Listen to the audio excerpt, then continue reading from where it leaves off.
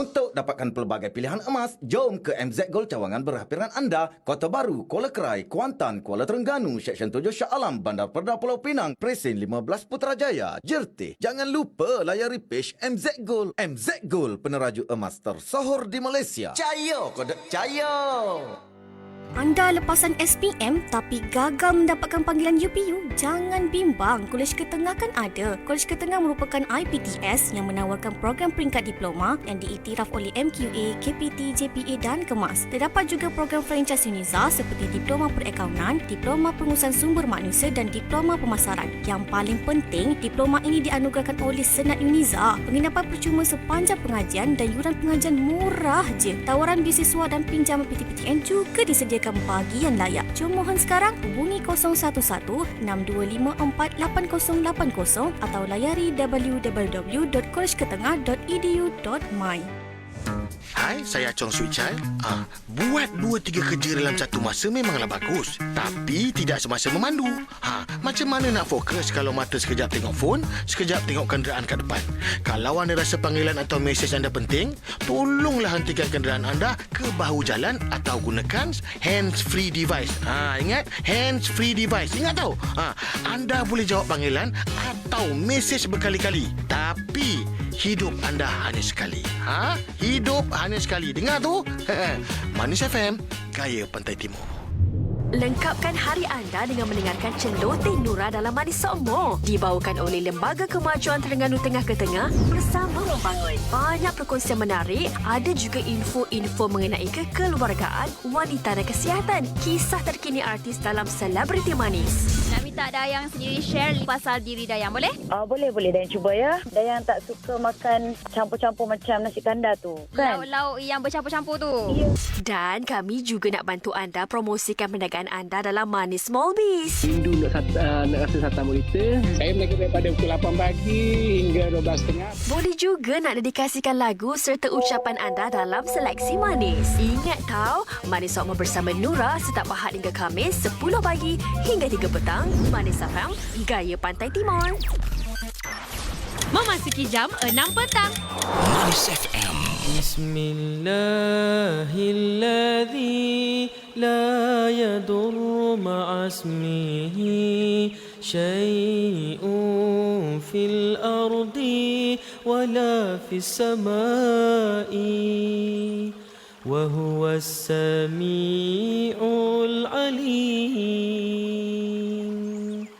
Bismillahilladzi la yadur ma'asmihi syai'un fil ardi wala fis samai wa huwas sami'ul alim.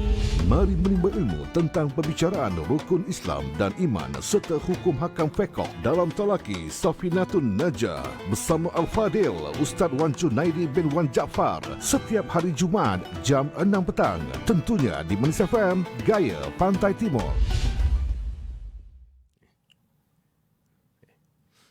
Allahumma salli ala Sayyidina Muhammad wa ala ali Sayyidina Muhammad. Assalamualaikum warahmatullahi wabarakatuh. Alhamdulillahi rabbil alamin. Wassalatu wassalamu ala sayyidil mursalin. Wa ala alihi wa sahbihi ajma'in. Rabbi syarah li sadri wa yassir li amri. Wahlul uqdatam min lisani yafqahu qawli. Subhanaka la ilma lana illa ma 'allamtana. Innaka antal alimul hakim. Wala hawla wala quwwata illa billahil aliyyil azim. Syukur alhamdulillah bersua kembali kita untuk minggu ini di Manis FM dalam program Talaki Safinatun Najah menggunakan pakar kitab Safinatun Najah. Hari ini hari Jumaat sebagai hari ilmu di Manis FM. Setiap jam 6 petang kita akan bersama-sama menimba ilmu pengetahuan dalam soal agama. Kita juga sekarang bersiaran langsung di FB Manis FM. dan anda semua boleh kongsi live tersebut bersama yang lain. Semoga segala ilmu yang saya kongsikan dapat kita sama-sama amalkan. Jadi insyaAllah untuk slot minggu ini akan menyambung pembicaraan rukun iman yang ke-6. Minggu ini pembicaraan rukun iman yang ke-6 masuk slot yang ketiga. Slot yang ketiga pada pembicaraan rukun iman yang ke-6. Jikalau sidang pendengar Manif FM yang mengikuti program slot Talaki Safinatun Najah ketinggalan slot yang pertama dan slot yang kedua, sidang pendengar boleh tengok dalam FB Manif FM. Boleh tengok kembali pembicaraan rukun iman yang ke-6, slot yang pertama, slot yang kedua. Dan seeloknya sidang pendengar ambil jadikan sebagai simpanan. Bila ambil jadi sebagai simpanan, mudah apabila kita nak kembali dengar pembicaraan rukun iman yang ke-6. Dalam kitab Safinatun Najah edisi Jawi, pembicaraan rukun yang ke-6 ini muka surat 2 baris bawah sekali. Qala al-muallifu rahimahullahu ta'ala wa nafa'ana bi'ulumihi amin. Wabil qadri ataupun boleh wabil qadari khairihi wa syarrihi minallahi ta'ala. Terjemahan di bawah tu. Dan keenam daripada 6 rukun iman, percaya pada takdir Allah. Qadar, takdir satu makna. Qadar, takdir dengan makna kehendak, ketentuan Allah yang bersifat dengan iradah, dan perbuatan Allah Subhanahu wa ta'ala yang bersifat dengan kudrah. Kehendak dan perbuatan Allah ni baiknya dan jahatnya. Perkara yang baik iman dan taat, dan perkara yang jahat yakni kufur dan maksiat daripada Allah Subhanahu wa ta'ala, yakni daripada kehendak dan ketentuan Allah yang bersifat dengan iradah, dan daripada perbuatan Allah yang bersifat dengan kudrah. Jadi di rukun iman yang ke-6 keluar 2 pegangan. Pertama, beriman dengan qada, kehendak, ketentuan, ketetapan, keputusan Allah yang bersifat dengan iradah, muwafaqah dengan ilmu. Dan pegangan yang kedua, qadar, yakni perbuatan Allah Subhanahu wa ta'ala yang bersifat dengan qudrah. Jadi 2 pegangan di rukun iman yang ke-6. InsyaAllah saya akan memulai bicara hak rukun iman yang pertama, qada, barulah pergi kepada pembicaraan rukun iman yang kedua, iaitu qadar. Tetapi masa membicarakan qada, saya akan selarikan dengan qadar. Bila bicara qadar, akan selarikan dengan qada. Sebab antara qada dan qadar, qada dan qadar ini dia bersekali. Qada dan qadar ni selari. Apa yang Allah Ta'ala qadakan pada azal, Allah Ta'ala kehendak tentukan pada azal, sampai masa Allah qadarkan, Allah yang jadikan, Allah yang buat. Kemudian apa yang Allah Ta'ala qadarkan sekarang, apa yang Allah jadikan sekarang, apa Allah buat sekarang, sebagaimana qada, yakni kehendak, ketentuan Allah pada azal. Jadi qada dan qadar ini dia selari. Jadi untuk permulaan saya akan pergi kepada pembicaraan yang pertama, iaitu berkaitan dengan qada, kehendak dan ketentuan Allah yang bersifat dengan iradah. Kemudian slot yang kedua, minggu lepasnya, saya pergi kepada kaedah sifat 20. Kita bicara rukun iman ke-6, kita akan bicara qada, kehendak, ketentuan Allah. Barulah pergi kepada qadar, perbuatan Allah Subhanahu wa ta'ala. Tetapi susunan kaedah sifat 20 dimulai dengan keesaan pada perbuatan, wahdanah sifat yang keenam, semua yang berlaku adalah datang dari perbuatan Allah. Allah mana yang perbuat sekalian perkara, Allah yang bersifat dengan kudrah. Jadi sifat yang ketujuh, sifat kudrah. Jadi kaedah sifat 20 dimulai dengan keesaan tauhid. Keesaan mentauhidkan Allah pada zat, sifat dan perbuatan. Saya fokus kepada mengesakan Allah pada perbuatan. Jadi pembicaraan akidah, pembicaraan mengenal Allah Subhanahu wa taala dibina atas asasnya adalah keesaan. Mari daripada la ilaha illallah. Keesaan pada zat, keesaan pada sifat, keesaan pada perbuatan. Semua perbuatan yang berlaku, perbuatan Allah. Allah mana yang perbuat? Allah yang bersifat dengan kudrah. Jadi sifat yang ketujuh, sifat kudrah. Selain daripada asas kepada mengenal Allah adalah keesaan, begitu juga apa yang zahir depan mata kita adalah qadar, yakni perbuatan Allah Subhanahu wa taala. Maka dibicara terlebih dahulu apa yang zahir di depan mata kita. Apa yang berlaku kesemuanya adalah datang dari perbuatan Allah yang bersifat dengan qudrah. Jadi bicara hak berkaitan dengan perbuatan Allah Subhanahu wa taala terlebih dahulu, iaitu datang dari perbuatan Allah yang bersifat dengan qudrah. Allah perbuat, barulah pergi kepada sebagaimana qada Allah pada azal, kehendak dan ketentuan Allah yang bersifat dengan iradah pada azal. Bagi pada qada, kehendak, ketentuan Allah pada azal. Kemudian Allah Ta'ala menghendaki, Allah Ta'ala menentukan segala-gala perkara muwafaqah sebagaimana ilmu Allah Subhanahu wa taala. Jadi pergi pada sifat yang ke-9, sifat ilmu. Jadi permati di wahdaniyah pada perbuatan, permati di kudrah, iradah, ilmu, maka kejaplah pembicaraan qada, qadar, rukun iman yang ke-6. Kemudian hak keesaan tu kena kemah molek lah. Keesaan pada perbuatan, apa makna? Segala perbuatan-perbuatan Allah, mensyirikkan Allah perbuatan tu macam mana? InsyaAllah pembicaraan mensyirikkan Allah pada perbuatan saya akan bicara ketika membicarakan berkaitan dengan qadar, perbuatan Allah yang bersifat dengan kudrah. Akan bicara kepada mensyirikkan Allah pada perbuatan dengan bahawa berpegang ada perbuatan yang berlaku bukan perbuatan Allah Subhanahu wa taala, sebaliknya ianya adalah perbuatan makhluk Allah Subhanahu wa taala, mensyirikkan Allah pada perbuatan. Syirik, menyengutukan Allah pada perbuatan.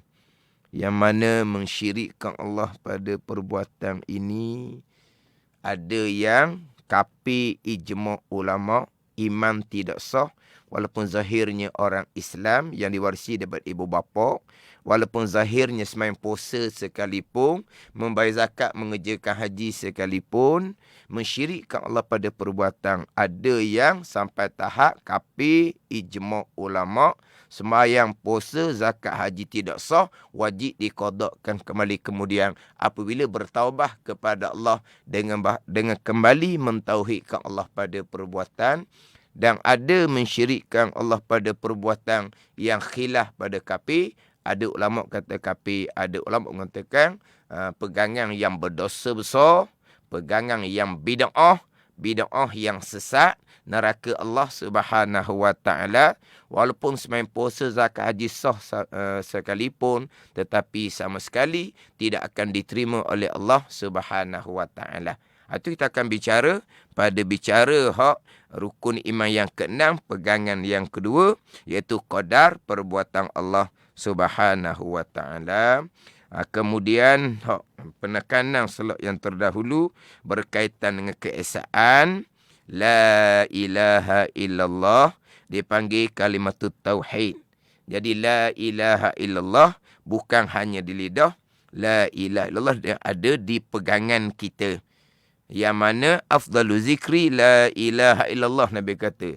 Selebih berzikir la ilaha illallah, kita berzikir serta kita berakidah akan keesaan Allah Subhanahu wa taala. Miftahul jannati la ilaha illallah. Anak kunci syurga adalah la ilaha illallah. Mentauhidkan Allah adalah menjadi anak kunci syurga. Kemudian man kana akhiru kalamihi la ilaha illallah dakhal jannah. Nabi SAW menyatakan bahawa sesiapa yang akhir kalam la ilaha illallah nescaya masuk syurga. Akhir kalam di lidah la ilaha illallah serta berakidah dengan la ilaha illallah, mengesakan Allah Subhanahu wa taala pada zat, pada sifat dan pada perbuatan. Yang mana tidak mengesakan Allah pada perbuatan, lucu kita berpegang Allah sebagai Rabb, sebagai Tuan kita. Dalam suratul Fatihah, Alhamdulillahi Rabbil Alamin. Alhamdulillahi Rabbil Alamin. Segala puji bagi Allah. Allah ni Rabb, Tuan bagi sekalian alam. Allah ni Rabb, Tuan yang hakiki. Tuan yang mengatur. Tuan yang menyusun. Tuan yang menjadikan. Tu Rabb, Tuan. Ilah, al-ma'budu bihaqqin, sembahan yang sebenar. Rabb, Tuan yang hakiki. Yang mana tauhid rububiyah asasnya adalah mengesakan Allah pada perbuatan. Apabila mensyirikkan Allah pada perbuatan, maka lucuklah di pegangan kita Allah Subhanahu wa taala sebagai Rabbil Alamin.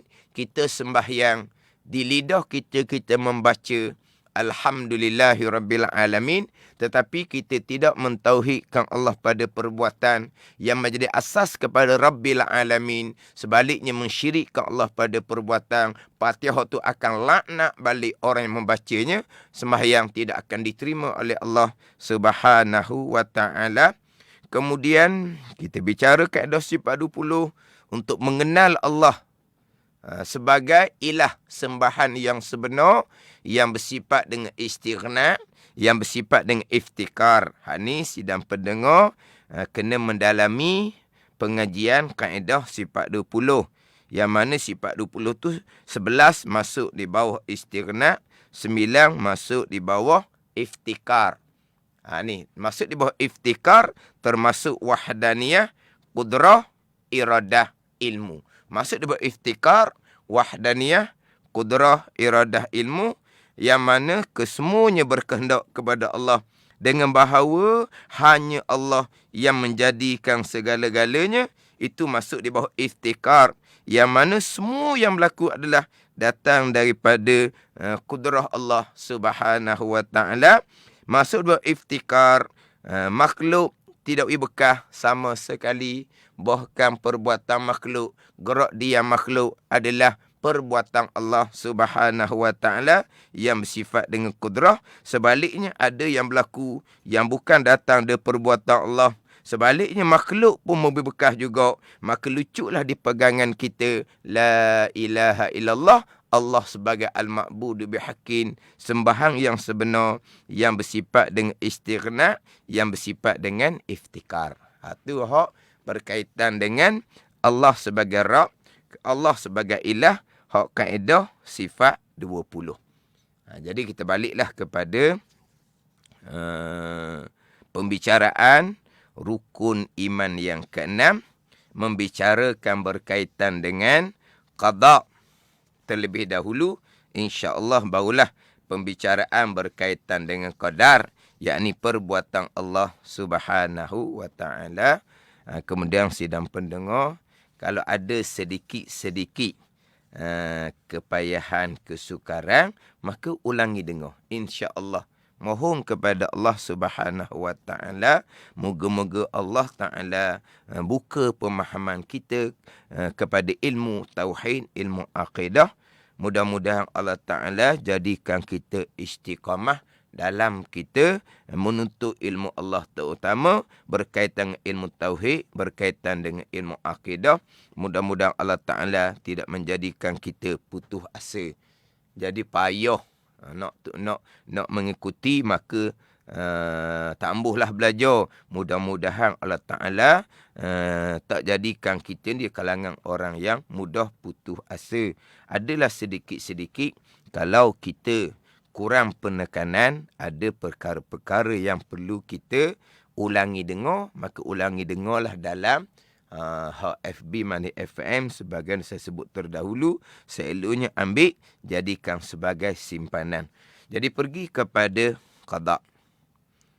Qada terjemahan qada pergi kepada kehendak Allah, ketentuan Allah, ketetapan Allah, keputusan Allah yang bersifat dengan iradah. Kemudian barulah pergi kepada muwafaqah dengan ilmu Allah Subhanahu wa taala. Muwafaqah ni bahasa Arab. Kalau bahasa Malaysia kita ni, bahasa Malaysia pun sebut muwafaqah juga, cuma sebut muwafakat. Gitu je. Muwafakat. Muwafaqah ni selaras seiring antara kehendak ketentuan Allah yang bersifat dengan iradah dengan mengetahui oleh Allah yang bersifat dengan ilmu. Jadi untuk qada iradah Allah, saya sebut kehendak dan ketentuan. Ketetapan keputusan tu saya sebut jarang-jarang lah. Kemudian saya nak rekah lagi, saya akan sebut qada adalah ketentuan azali. Itu kalau nak rekah. Jadi qada kehendak dan ketentuan Allah yang bersifat dengan iradah, muwafaqah dengan ilmu Allah Subhanahu wa taala, dengan makna tiap-tiap perkara, sekalian perkara yang dikehendaki ditentukan oleh pada azal, Allah mengetahui pada azal. Sekalian perkara yang Allah mengetahui pada azal, Allah menghendaki menentukan pada azal. Sebab tu antara iradah dan ilmu dia berlaziman. Apa yang Allah Ta'ala kehendak pada azal akan berlaku, Allah mengetahui perkara tu akan berlaku. Apa yang Allah Ta'ala kehendak pada azal perkara tu tidak akan berlaku, Allah mengetahui perkara tu tidak akan berlaku. Apa yang Allah Ta'ala mengetahui perkara tu akan ada, Allah menghendaki perkara tu ada. Allah mengetahui pada azab perkara tu tiada, maka Allah menghendaki pada azab perkara tu tiada. Itu antara kehendak Allah yang bersifat dengan iradah dan mengetahui Allah yang bersifat dengan ilmu. Jadi yang kita bicara terdahulunya, qada jalanan Imam Asy'arinya adalah datang daripada iradah Allah. Qadar datang daripada kudrah Allah Subhanahu wa taala. Ada setengah pandangan menyatakan bahawa qada kena kepada mengetahui oleh Allah yang bersifat dengan ilmu. Ada pandangan yang menyatakan bahawa qada pergi kepada mengetahui oleh Allah Subhanahu wa taala yang bersifat dengan ilmu. Dia tidak pergi kepada qada adalah kehendak Allah Subhanahu wa taala yang bersifat iradah. Sebaliknya pergi kepada qada adalah mengetahui oleh Allah Subhanahu wa taala yang bersifat dengan ilmu. Jadi hak ni kena faham molek macam saya sebut tadilah, antara mengetahui dan menghendaki menentu oleh Allah, antara menghendaki menentu oleh Allah dan mengetahui, dia berlaziman. Walaupun atas mengatakan qada pergi kepada ilmu, Allah mengetahui perkara itu akan berlaku, Allah menghendaki dan menentukan perkara itu akan berlaku. Tapi hak jalanan yang saya bawa ini adalah qada kena kepada kehendak ketentuan Allah yang bersifat dengan iradah, selaras dengan ilmu Allah Subhanahu wa taala. Dalam ayat-ayat Al-Quran pun menyatakan bahawa qadar perbuatan Allah adalah akan barang yang Allah kehendak, bukan barang yang Allah ketahui. Contoh ayatnya, fa'alul lima yurid. Di ayat yang lain, innallaha yaf'alu ma yurid. Sesungguhnya Allah Ta'ala menjadikan, melakukan akan barang yang ia kehendak. Innallaha yaf'alu ma yurid. Sesungguhnya Allah Ta'ala melakukan akan barang yang ia kehendak. Jadi innallaha yaf'alu tu pergi kepada qadar perbuatan Allah yang bersifat dengan qudrah. Ma yurid pergi kepada qada barang yang dikehendaki oleh Allah yang bersifat dengan iradah. Jadi Allah buat qadar akan barang yang Allah kehendak, iradah. Bukan barang yang Allah Ta'ala tahu. Sebab tu qada pergi pada iradah. Tapi apa yang Allah Ta'ala kehendak, Allah Ta'ala tahu pada azal. Dalam surah Yasin, innama amruhu idza arada syai'an ay yaqula lahu kun fayakun. Sesungguhnya pekerjaan Allah, idza arada, apabila telah menghendaki oleh Allah. Apa makna telah menghendaki oleh Allah? Ketentuan azali. Allah telah menghendaki pada sedia kala. Arada fi'il madhi tu. Allah telah menghendaki pada sedia kala. Iradah. Innama amruhu idza arada syai'an ay yaqula lahu kun fayakun. Kun tu pergi pada qadar perbuatan Allah Subhanahu wa taala yang bersifat dengan kudrah. Apabila sesungguhnya pekerjaan Allah, apabila Allah menghendaki, bukan Allah mengetahui. Jadi qada pergi pada iradah, tapi apa yang Allah Ta'ala menghendaki, Allah Ta'ala mengetahui. Wa rabbuka yakhluqu ma yasha'u wa yakhtar.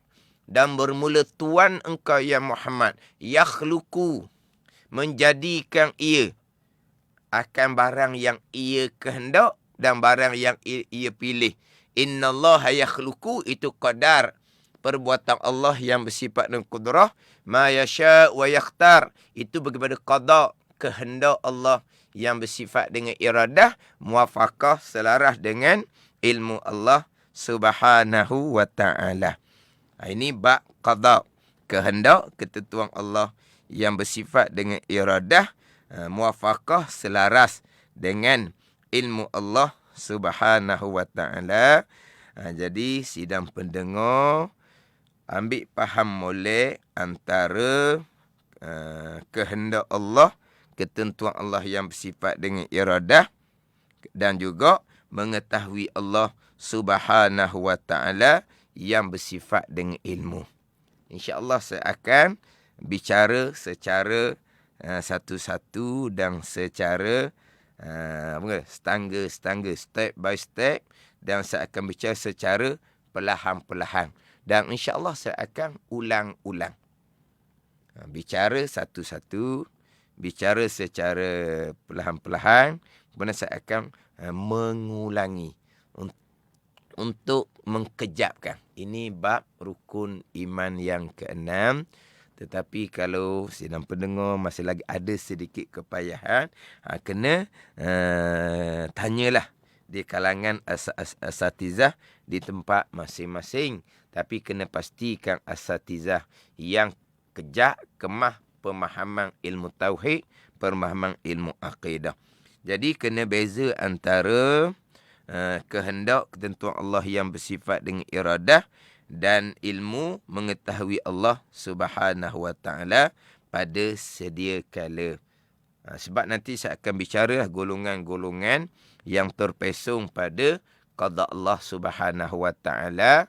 Mereka menafikan, menolak qada dengan makna kehendak Allah, kerana ketentuan Allah yang bersifat dengan iradah. Tetapi mereka masih lagi berpegang dengan ilmu Allah, dengan bahawa Allah mengetahui segala-gala perkara pada azal.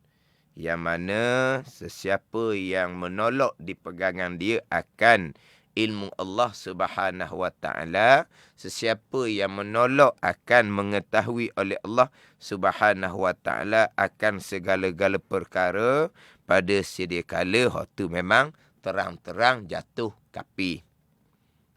Kemudian mereka yang tidak berpegang akan kehendak dan ketentuan Allah yang bersifat iradah, di situ kita akan bicara. Tapi itu pegangan yang terpesong, yang walaupun tidak didukung kapi atau pandangan muktamad, tapi pegangan yang terpesong, pegangan yang sesat, pegangan yang salah.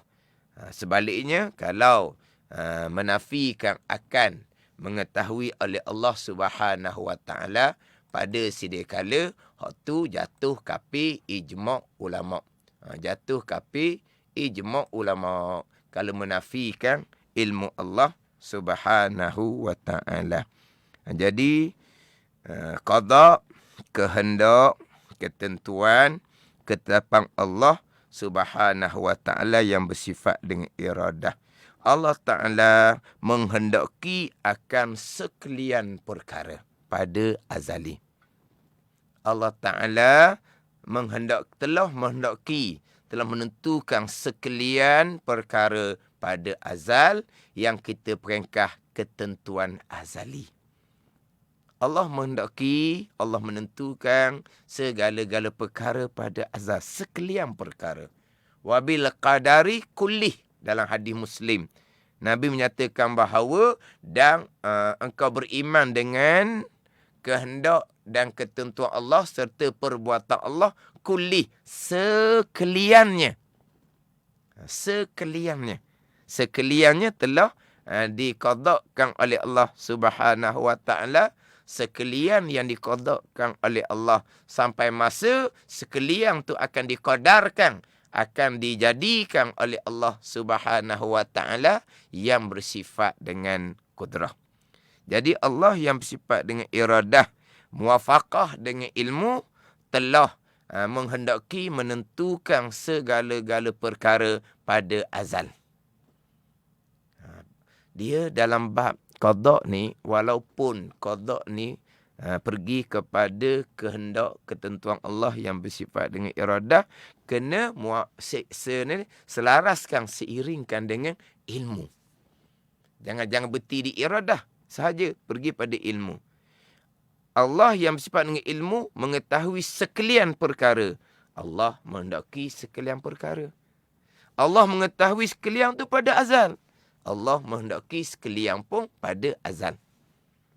Itu rukun iman yang ke-6. Jadi apabila Allah telah menghendaki sekalian perkara pada azal, sebagaimana Allah mengetahui sekalian perkara pada azal, maka tidak adalah nama qada yang mu'allaq. Tidak ada nama qada yang mu'allaq. Qada yang tergantung tidak ada. Sebab Allah telah mengqadakkan sekaliannya pada azal. Mubram, putuh belaka dah. Sekaliannya pada azal. Di rukun iman yang ke-6. Di rukun iman yang ke-6. Allah telah mengqadakkan. Apa nak Allah mengqadakkan? Allah telah menghendaki, telah menentukan, telah menetapkan, telah memutuskan segala-gala pada azal selaras dengan ilmu Allah yang mengetahui segala-gala pada azal. Allah telah memutuskan pada azal. Makna qada Allah mubram belaka dah, putuh belaka dah. Tidak ada qada yang mu'allaq, tiada qada yang tergantung. Di sini satunya qada mubram, nama dia qada yang telah putus. Yang keduanya qada mu'allaq, qada yang tergantung. Kita bicara rukun iman yang ke-6, pergi kepada iradah dan ilmu pada azal. Allah telah menghendaki, menentukan, menetapkan, memutuskan segala-gala perkara pada azal. Allah telah memutuskan. Mana mubram, putuh belaka dah. Qada mubram. Ini hak rukun iman yang ke-6. Tidak ada qada yang mu'allaq. Qada yang tergantung ni Allah belum menentukan. Tu dipanggil tergantung. Kalau macam kita lah, kalau macam kita ada perkara yang kita mesyuarat, kita pun putuskan. Putuskan daripada mesyuarat tu. Ada perkara-perkara yang kita mesyuarat tak sepakat. Tak jumpa kata sepakat. Maka perkara tu digantung, ditangguhkan sementara. Itu dipanggil mu'allaq. Hak ni hak cerita, hak zahir kitanya. Kita ada perkara yang kita sudah putuskan. Dalam mesyuarat sebulat suara contohnya. Ada perkara yang kita tengok semula. Kita gantung dulu, kita tawakuf dulu dia punya keputusan. Itu dia panggil mu'allaq. Adapun rukun iman yang keenam, tajuk rukun iman yang keenam, qada. Allah Subhanahu Wa Taala telah mengqadakkan sekalian perkara. Allah telah mengqadakkan sekalian perkara. Itu tajuk rukun iman yang keenam. Allah telah mengqadakkan sekalian perkara. Bukan rukun iman keenam, Allah mengqadakkan sebahagian perkara, Allah menggantungkan sekalian perkara. Tidak sama sekali. Rukun yang keenam, Allah telah mengqadakkan sekalian perkara. Allah telah menghendaki, menentukan, menetapkan, memutuskan sekalian perkara pada azal. Muwafaqah dengan ilmu Allah yang mengetahui sekalian perkara pada azal. Yang kedua, apabila Allah telah mengqadakkan sekian pada azal, muwafaqah dengan ilmu Allah, selaras dengan ilmu Allah, maka qada azali mustahil berubah sama sekali. Mustahil berubah sama sekali. Yang pertama, ini tajuk rukun yang keenam. Qada, iradah, muwafaqah dengan ilmu. Sebab tu saya mati di ilmu. Qada bicara iradah, muwafaqah dengan ilmu. Kenapa mati dengan ilmu? Sebab Allah mengqadakkan sekalian, Allah mengetahui sekalian. Maka tidak ada qada yang tergantung. Semuanya berberam, putus belah kedah. Kemudian, hak qada yang putus belah kedah ni, mustahil berubah sama sekali. Sebab apa? Sebab qada Allah Subhanahu Wa Taala yang bersifat dengan iradah, muwafaqah dengan ilmu, maka mustahil berubah sama sekali. Kalau berubah qada azali, di manakah sifat ilmu Allah Subhanahu Wa Taala? Kita balik pada contoh kita tadi. Kita bermesyuarat, ada perkara yang kita putuskan sebulat suara, ada perkara yang kita gantung. Kita tengok kemudian, kenapa ada perkara yang kita gantung? Masalahnya apa? Masalahnya ilmu kita terhad. Kita jahil, tidak mengetahui apa yang akan berlaku, maka kita pun tak jumpa kata sepakat. Kenapa? Kerana kita jahil. Kemudian, walaupun satu-satu perkara, kita telah memutuskan sebulat suara, berjalan perkara tersebut, tiba-tiba terpaksa diubah kembali. Diubah kembali.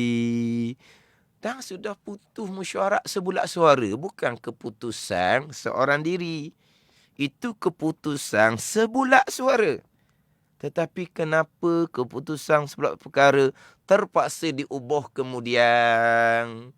Puncanya kerana jahil. Kita tidak mengetahui perkara itu akan berlaku seumpama tu. Tu contoh kita.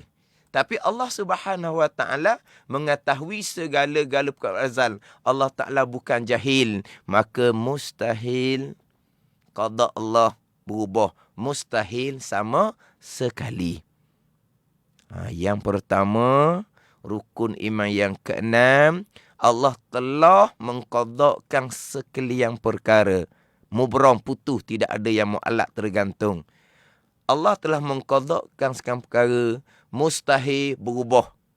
Sebab apa? Sebab qada Allah, kehendak ketentuan Allah yang bersifat dengan iradah, muwafaqah dengan ilmu Allah Subhanahu Wa Taala. Ini kita bicara hak rukun iman yang keenam. Sebaliknya, qada yang mubram, qada yang mu'allaq, itu adalah bicara Luh Mahfuz. Kita akan bicara balik tu.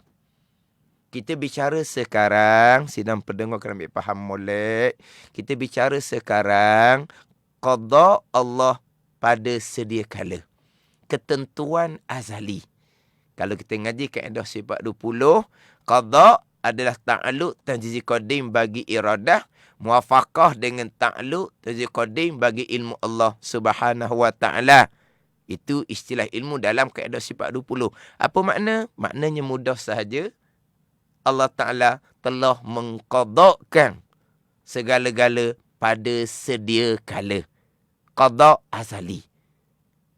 Adapun catatan Lauh Mahfuz, adapun catatan di suhuf malaikah, itu adalah catatan yang baharu. Sebab Lauh Mahfuz yang mencatatnya qalam adalah makhluk Allah Subhanahu wa taala, bukan azali. Malaikat catat pula daripada Lauh Mahfuz kepada suhuf malaikah. Malaikat pun baharu, bukan azali. Jadi rukun iman yang ke-6 kita bicara qada azali. Bukan bicara qada yang tercatat di Lauh Mahfuz, yang tercatat di suhuf malaikah, yang tercatat di budak umur 4 bulan dalam kandungan ibu, bukan. Rukun yang kena bicara qada azali. Allah telah mengqadakkan sekalian perkara pada azal, iradah muwafaqah dengan ilmu Allah Subhanahu wa taala. Tiada yang mu'allaq tergantung dan mustahil berubah sama sekali, sebab qada Allah iradah muwafaqah dengan ilmu. Hak timbul pembicaraan qada mu'allaq itu pergi kepada bicara qada yang tercatat di Lauh Mahfuz. Ini kata satu peringkat. Jangan kita keliru antara qada azali, rukun iman yang ke-6 dengan catatan qalam di Lauh Mahfuz. Yang keliru dua tu. Sampai ke ada yang keliru catatan Lauh Mahfuz yang azali, yang qadim, yang sedia kala. Macam mana catatan Lauh Mahfuz tu azali qadim? Lauh Mahfuz tu baharu, makhluknya dijadikan oleh Allah. Qalam yang mencatat pun baharu, makhluk dijadikan oleh Allah. Jadi macam mana timbul catatan Lauh Mahfuz yang azali? Oh ni bertukar sangatlah dengan tajuk rukun iman yang ke-6, qada azali. Hak Lauh Mahfuz itu insya-Allah saya akan bicara berkaitan qada yang tercatat di Lauh Mahfuz, yang mana qalam mencatat sampai pada qiyamah jua. Adapun qada azali, Allah telah mengqadakkan sekian perkara dengan qada, dengan ketentuan yang tidak ada penghujung. Sebab qada azali termasuk perkara yang akan berlaku pada hari akhirah dalam syurga dan neraka telah diqadakkan oleh Allah Subhanahu wa taala pada azal. Apa yang berlaku di syurga dan neraka tidak ada penghujung, maka qada dan qada Allah pun tidak ada penghujung. Jadi insya-Allah lah di slot akan datang saya akan menyambung kembali pembicaraan berkaitan dengan qada Allah Subhanahu wa taala yang bersifat dengan iradah. Mudah-mudahan kesemua kita dikurniakan pemahaman oleh Allah dan berpegang dengan akidah yang suci, akidah Ahlussunnah wal Jamaah, benar-benar mentauhidkan Allah Subhanahu wa taala, benar-benar berpegang dengan qada dan qadar Allah Subhanahu wa taala, rukun iman yang ke-6. Wallahu a'lam. Bismillahirrahmanirrahim. Alhamdulillahirabbil alamin, wassalatu wassalamu ala sayyidil mursalin wa ala alihi wa sahbihi ajma'in. Allahumma aftah alaina futuhal arifin, Allahumma allimna ilma akdamin, wa fahimna fahamas sabiqin, warzuqna ruqat talibin. Allahumma zidna ilman wa alhiqna bis salihin. Wa sallallahu ala sayyidina Muhammadin wa ala alihi wa sahbihi wa sallam. Walhamdulillahi rabbil alamin. Wassalamualaikum warahmatullahi wabarakatuh. Mari menimba ilmu tentang pembicaraan rukun Islam dan iman serta hukum hakam fiqh dalam talaki Safinatun Najah bersama Al-Fadil Ustaz Wan Junaidi bin Wan Jaafar setiap hari Jumaat jam 6 petang, tentunya di Manis FM Gaya Pantai Timur. Niat yang murni atas nama Ilahi, kami terus berbakti, langkah tidak berhenti.